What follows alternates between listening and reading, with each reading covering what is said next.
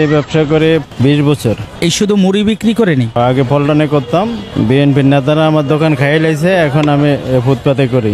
সেখানে কত টাকা আপনার লস হয়েছে? প্রায় মাল সামানে ছিল 1.5 লাখ টাকার মতো, কিছু আনতে পারি নাই। আরো পোলাবানের পিছিয়ে 1.5 লাখ টাকার উপরে খরচ হয়েছে। এই তো 7-8 মাস আগে ওরা 5 গ্রুপ সাদা চাইছে, তো ওরা মারামারি করে আমার উপরে জাল উঠেছে। Munda group, Kamal group, Selim group, আরো 2টা গ্রুপের নাম জানি না। ক্ষুদ্র ব্যবসায়ীরা হইল দেশের সবচেয়ে বড় রাজনৈতিক বেস। তারা ভোটার সংখ্যার সবচেয়ে বড় গোষ্ঠী। যেমন ধরেন ছোট দোকানদার, মুদিখানার দোকানদার, হকার, ছোট রেস্টুরেন্ট, পরিবহন শ্রমিক, বাজার ব্যবসায়ী, ফল বিক্রেতা, সবজি বিক্রেতা, এই সব মিলায় এদের সংখ্যা কয়েক কোটির সমান। এই শ্রেণী প্রত্যেক দিন মানুষের সাথে যোগাযোগ রাখে, এক্সচেঞ্জ হয়, এরা জনমত তৈরি করে, প্রভাব ছড়ায়, সত্য মিথ্যা যাই হোক সেটা তথ্য ছড়ায়, সবচেয়ে দ্রুত ছড়ায় তাদের মাধ্যমে। শহরের যে অর্থনীতি, এটা 60 থেকে 70% লেনদেন হয় এই ক্ষুদ্র ব্যবসায়ীদের হাতে। তাদের উপরে জুলুম মানে জনরায়ের মূল উৎসকে শত্রু বানানো। এটা মাইক্রো লেভেলের জুলুম। পত্রিকায় পাতায় আসবে না, খবর হবে না, কিন্তু ভেতরে ভেতরে ক্ষোভের আগুন ধিকি ধিকি জ্বলতে থাকবে। 2 নাম্বার হইতেছে ক্ষুদ্র ব্যবসায়ী দেশের নগদ টাকার যে ইকোনমি সেটা চালায়। চান্দাবাজি হইলে এইটা লিকুইডিটি ড্রেইন হয়ে যায়, মানে নগদ টাকার প্রবাহ কমে যায়। দৈনিক নগদ প্রবাহ থেকে টাকা টেনে নেওয়া হয়। এদের থেকে টাকা টেনে নেওয়া মানে সরাসরি ইকোনমির যে অক্সিজেন, এই সাপ্লাইটা বন্ধ করে দেওয়া। এইটাকে বলা হয় বিলো দ্য লাইন ইকোনমি। অর্থাৎ বাজার, হাট, দোকান এটা খালি করে যদি দেয় কোনো কেউ, তাহলে তার জনজীবনকে দিনে দিনে বিপর্যস্ত করে দেয়। কারণ এইটার চাপ এসে আলটিমেটলি ওই মানুষের উপরে, ক্রেতার উপরে, ভোক্তার উপরে পড়ে। ভোক্তাকে তো এই টাকাটা দিতে হয়। মানে ঝালমুড়ি ব্যবসায়ীর কাছ থেকে বিএনপি যে চান্দাটা নিচ্ছে, সে চান্দার টাকা তো ঝালমুড়ি ব্যবসায়ী ঝালমুড়ির দামের উপরে রাখবে, তাই না? তাহলে ঝালমুড়ি আলটিমেটলি যে কিনবে, খাবে, তার ঝালমুড়ির দামটা বেড়ে যাবে। 3 নাম্বার হইতেছে ছোট ব্যবসায়ীর উপরে জুলুম একটা কালেকটিভ গ্রিভেন্স তৈরি করে। কৃষক শ্রমিকের যে ক্ষোভ, এটা ছড়াইতে সময় লাগে, কিন্তু বাজারের ক্ষোভ ঘন্টার মধ্যে ছড়ায় যায়। এই যে এভরিডে সাফারিংস, এটা ডেইলি পলিটিক্যাল মেমোরি তৈরি করে মাথার মধ্যে, রাজনৈতিক স্মৃতি তৈরি করে। প্রত্যেক দিনে দুঃখের স্মৃতি, কষ্টের স্মৃতি। ক্ষুদ্র ব্যবসায়ী প্রত্যেক দিন মানুষের সাথে কথা বলে, এদের কষ্ট প্রত্যেক দিন জনমতকে বদলায় দেয়। কারণ বাজার প্রত্যেকটা এলাকার কেন্দ্র, বাজারে সবাই আসে চারিদিক থেকে। বর্ষা বিপ্লবে মাঠের লড়াইটা করছে কারা জানেন? রক্ত দিছে কারা? এই পেটি বুর্জোয়া, শ্রমিক আর ক্ষুদ্র ব্যবসায়ী, এরাই ছিল রাজপথের মূল শক্তি। দেখেন শহীদ হয়েছে তারাই সবচেয়ে বেশি। আর যদি আপনি তাদের এডুকেশন লেভেল দেখেন, কোথায় তারা পড়ছে, তাহলে দেখবেন মাদ্রাসা শিক্ষিত এরা। মাদ্রাসা শিক্ষিতরা শহীদদের একটা বড় অংশ। সাধারণ মানুষ তাদের অসন্তোষ দৈনন্দিন আলাপ এবং নিন্দা দিয়া, বাজার এবং সামাজিক পরিসর দিয়া ছড়ায় দেয়। সাধারণ মানুষ সরাসরি বিদ্রোহ না করিয়া গুঞ্জন, গুজব, গোপন রাজনীতি ধীরে ধীরে ধীরে ধীরে ধীরে ধীরে ছোটখাটো স্যাবোটাজের মাধ্যমে শোষণের বিরুদ্ধে প্রতিরোধ করে। ক্ষমতাবানদের সামনে সাধারণ মানুষ যে প্রতিক্রিয়া দেখায়, সেটাকে বলা হয় পাবলিক ট্রান্সক্রিপ্ট। ক্ষমতার আড়ালে যেটা বলে, সেটা হইতেছে হিডেন ট্রান্সক্রিপ্ট। এই দুয়ের যে পার্থক্য, এটাই হইতেছে পলিটিক্যাল ট্রান্সক্রিপ্ট। বোঝা গেছে? তার মানে সে যেটা মুখে বলতেছে আর তার অন্তরে যেটা লুকানো আছে, সেটাই আসল রাজনীতি। এই জিনিসটা বুঝতে হয় পলিটিক্যাল ওয়ার্কারদের। এই হিডেন ট্রান্সক্রিপ্টটাই বাজারে দ্রুত ছড়ায়। তাদের ক্ষোভ বিক্ষোভ ছাইচাপা আগুনের মতো ধীরে ধীরে ধীরে ধীরে ধীরে ধীরে ভিতর দিকে ছড়াইতে থাকে।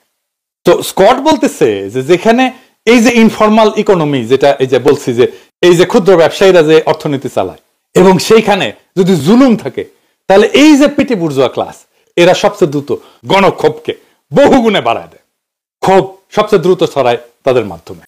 তো উনি বলছেন যে এটা থ্রেশহোল্ড ক্লাস, এর কারণ এদের সমাজতাত্ত্বিক অবস্থান হচ্ছে অস্বাভাবিক। এরা কর্মজীবী মানুষের মতো গরিব না, আর পুঁজিপতির মতো ক্ষমতাবান না, মধ্যবিত্তের মতো শিক্ষিত স্থির না, কিন্তু বাজারের তারা দৈনিক শোষণের মুখোমুখি হয়, আর এইরকম পলিটিক্যাল পার্টিগুলোর জুলুমের মুখোমুখি হয়। তো গ্রামসিদেরকে বলছে ইনসিকিউর স্ট্যাটা। ইনসিকিউর স্ট্যাটা মানে অরক্ষিত জনগোষ্ঠী, যারা সবসময় একটা পলিটিক্যাল সিকিউরিটি, পলিটিক্যাল রাজনৈতিক সুরক্ষার খোঁজ করে। একটু শোষণ বাড়লে এই শ্রেণী বিস্ফোরক হয়ে ওঠে, এবং তাদের শত্রু পরিচয় খুব সহজে তৈরি হয়ে যায়। সে তার শোষণকারী, তার জুলুমকারীর মুখ দেখতে পায়, বাজারে চাঁদা নেওয়া ক্যাডার দেখতে পায়, পুলিশ ঘুষ নেওয়া দেখতে পায়, স্থানীয় মাফিয়াকে দেখতে পায়, সিন্ডিকেট সে দেখতে পায়। এটাকে চার্লস টিলি বলতেন ভিজিবল অপ্রেসার। দেখা যায় মানে শ্রমিক শ্রেণী, কৃষক, এরা তো ভিজিবল অপ্রেসারকে দেখতে পায় না, তার শোষককে দেখতে পায় না, কিন্তু এরা দেখতে পায়। এই শ্রেণীর শত্রু অ্যাবস্ট্রাক্ট না, বোঝা যায় না চেহারা তেমন না, এর জুলুমকারী প্রত্যেকদিন তার সামনে এসে দাঁড়ায়। এই কারণে তাদের প্রতিবাদ হয় খুব দ্রুত এটা সহিংস হয়ে ওঠে। এরাই ফার্স্ট মুভার, দ্রুত এরা মোবিলাইজ হয়, রাস্তায় নামে পড়ে। এরাই ক্রাউড মেকার, এরা জনগণকে নামায় ফেলতে পারে। মিশরের যে হোসনি মোবারক সরকার পতন হইল, এটা কি ছিল জানেন? এটা পুলিশ নিয়মিত চাঁদা তুলত ছোট দোকানদারের মধ্যে থেকে, এবং ছোট দোকানদারদের মধ্যে থেকে খুব জমা হয়েছিল। হকার, ছোট ব্যবসায়ী, ট্যাক্সি ড্রাইভার এরাই প্রথমে রাস্তায় নামছিল। এই শ্রেণীর খুবই তাহারি স্কোয়ারের দাবানল তৈরি করছিল। রাষ্ট্রীয় চাঁদাবাজির বিরুদ্ধে ক্ষুদ্র ব্যবসায়ীদের ক্ষোভ ছিল আরব বসন্তের মূল ট্রিগার। তিউনিসিয়ায় বউ আজিজি বলে একজন আত্মাহুতি দিয়েছিল 2010 সালে। বউ আজিজি ছিল একজন সাধারণ ফল বিক্রেতা। পুলিশ নিয়মিত চাঁদা নিত এবং পুলিশের অপমানের বিরুদ্ধে প্রতিবাদ করতে যায় আত্মাহুতি দিচ্ছিল। তাতে ক্ষুদ্র ব্যবসায়ীদের ক্ষোভকে জাতীয় ক্ষোভে পরিণত করে ফেলে এবং বেন আলী সরকারের পতন ঘটায়। চান্দা, পুলিশি অত্যাচার একটা গোটা সরকারকে উড়াই দিচ্ছে। ফিলিপাইনে মার্কোসের পতন হয়েছিল 1986 সালে, আপনারা হয়তো অনেকেই জানেন না। পতন হয়েছিল এই ছোট ব্যবসায়ীদের কাছ থেকে ট্যাক্স, পুলিশি চাঁদা, এই সমস্ত নিয়ে ক্ষোভ বিক্ষোভ জমে ওঠে এবং ছোট ব্যবসায়ী, মাঝারি ব্যবসায়ীরা প্রথমে রাস্তায় নামে, পরে ছাত্র জনতা যুক্ত হয় এবং মার্কোসের পতন হয়। তার মানে যেখানে রাষ্ট্র বা রাজনৈতিক দল ক্ষুদ্র ব্যবসায়ী, হকার, ট্রেডার এদের উপরে জুলুম করে, সেইখানে বাজার ভিত্তিক এক ধরনের ক্ষোভ বিক্ষোভ তৈরি হয়। এই ক্ষোভ বিক্ষোভ শহরে দ্রুত ছড়ায় এবং শাসক বা রাজনৈতিক দলের একটা বৈধতার সংকট তৈরি হয় এবং রাজনৈতিক শাসন বা রাজনৈতিক কর্তৃত্ব বা রাজনৈতিক দলের কর্তৃত্ব ভেঙে পড়ে। এখন প্রশ্ন হইতেছে, আওয়ামী লীগকে চাঁদাবাজি বখরা নেওয়ার কাজ করেনি? করছে। তাইলে তার আমলে কেন মানুষ এভাবে প্রকাশ্যে কথা বলে নাই? দেখেন, অনেকেই বলে কিছুই তো বদলায় নাই হাসিনা যাওয়ার পরে, সব আগের মতোই আছে। জি না, এই যে বদল, এইখানে এখন মানুষ আর সেই আগের ভয়ের মধ্যে নাই। এখন তার সেই গুমের ভয় নাই, আতঙ্ক নাই, রাষ্ট্রযন্ত্রকে ব্যবহার করে জনমতকে দমায় দেওয়া নাই। তাই মানুষ কথা বলে। আপনারা জানতে পারেন বিএনপি ওয়ালারা তাই চায় একটা নির্বাচনের পর ক্ষমতা আসতে, যেন রাষ্ট্রশক্তি ব্যবহার করে আর একটা ভয়ের রাজত্ব কায়েম করতে পারে।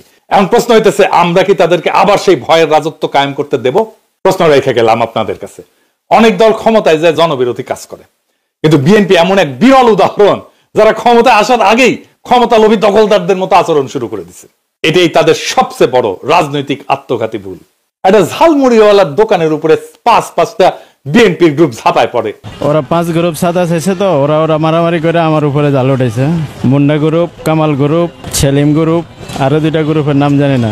এটা শুধু একটা ঘটনা না, এইটা পুরা দেশের সবচেয়ে বড় রাজনৈতিক শ্রেণী, এই যে পেটি বুর্জোয়া বা ক্ষুদ্র ব্যবসায়ী, এদের হৃদয়ের উপরে আঘাত। যেই শ্রেণী বাজার চালায়, নগদ অর্থনীতি চালায়, তথ্য ছড়ায়, জনমত তৈরি করে, আন্দোলন শুরু করে, আন্দোলন গরম রাখে, আন্দোলন ধরে রাখে, তাদের উপরে জুলুম করা মানে নিজেই নিজের কফিনে পেরেক ঠোকা।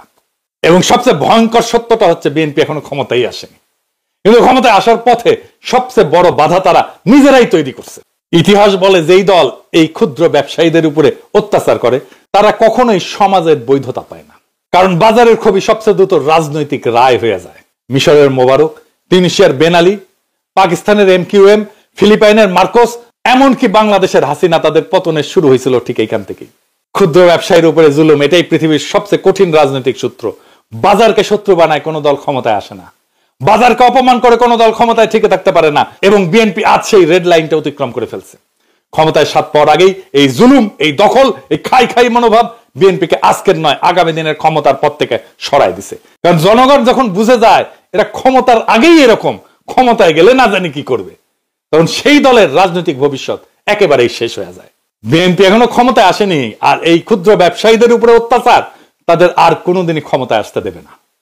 এটাই বাস্তবতা, এটাই বাজারের রায় এবং এটাই বাংলাদেশের ভবিষ্যতের রাজনীতি।